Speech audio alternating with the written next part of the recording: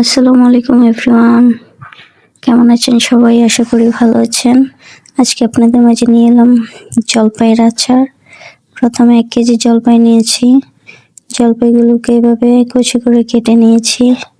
এরকম ভাবে কাটতে হবে যাতে জলপাইয়ের যে গ্রেভি মশলাটা হবে ওইটা যেন জলপাইয়ের ভিতরে যায়। এরকম ভাবে কাটতে হবে। আপনারা চাইলে কাঁটা চামচ দিয়েও এটা করে নিতে পারেন। তারপর একটা পাতিলে আমরা জলপাইগুলো ঢেলে নেব। এখানে পরিমাণ মতো চিনি দিয়ে মাখিয়ে নেব।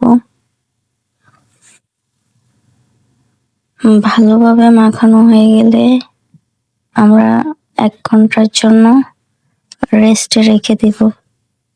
জলপাইয়ের অনেক ভাবেই আচার তৈরি করা যায়। আমার কাছে এই আচারটা অনেক বেস্ট লাগে, তাই আমি সিজনের প্রথমেই আমার পছন্দের আচারটা বানিয়ে নিলাম।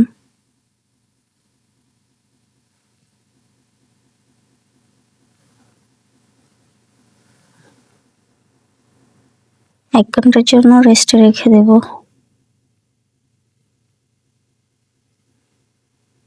তারপর চুলায় একটা প্যান বসিয়ে এইখানে যেই ফোড়নটা আছে এটা আমরা ভেজে গুঁড়ো করে নেব।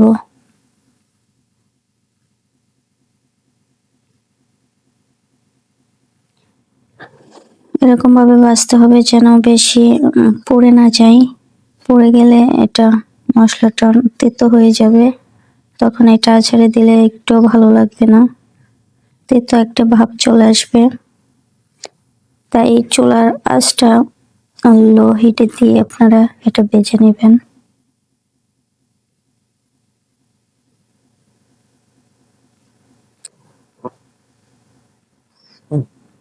ভাজা প্রায় শেষ পর্যায়ে। এখন আমরা এটা গুঁড়ো করে নেব।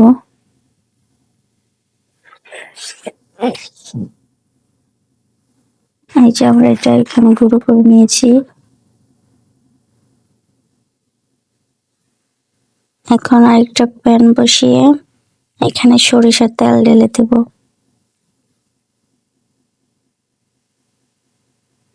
তারপর এখানে আমরা রসুন থেতো করে রেখেছিলাম ওইটা দিয়ে দিব।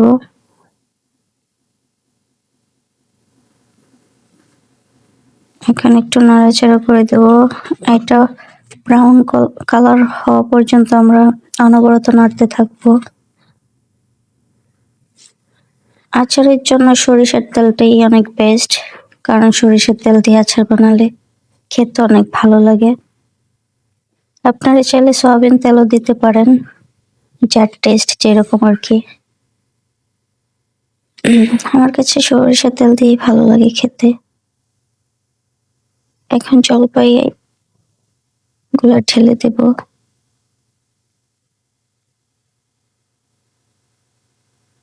আপনারা আরো বেশি সময়ের জন্য রাখতে পারেন, কারণ চিনিটা গলে একদম জলপাইয়ের সাথে মিশে যাবে, কিন্তু আমার কাছে এত সময় ছিল না, আমি এভাবেই দিয়ে দিছি।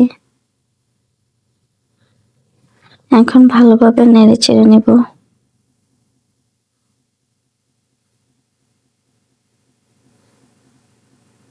জলপাইয়ের এক সাইড অনেকটা সিদ্ধ হয়ে গেছে।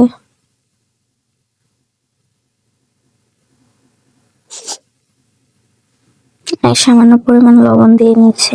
লবণ দিয়ে ভালোভাবে নেড়ে নেব। এখানে আপনারা চাইলে বিট লবণও দিতে পারেন, আমি দিয়েছিলাম অফ ক্যামেরাতে, সেটা ক্যামেরাতে আসেনি। আমাদের জলপাইটা অনেকটা সিদ্ধ হয়ে গেছে। এখন এখানে গুঁড়ো করে রাখা ফোড়নটা দিয়ে দেব। আর এখানে মরিচ দিয়ে দেব গুঁড়ো করে রাখা। এগুলো দিয়ে ভালোভাবে নেড়ে চেড়ে নেব।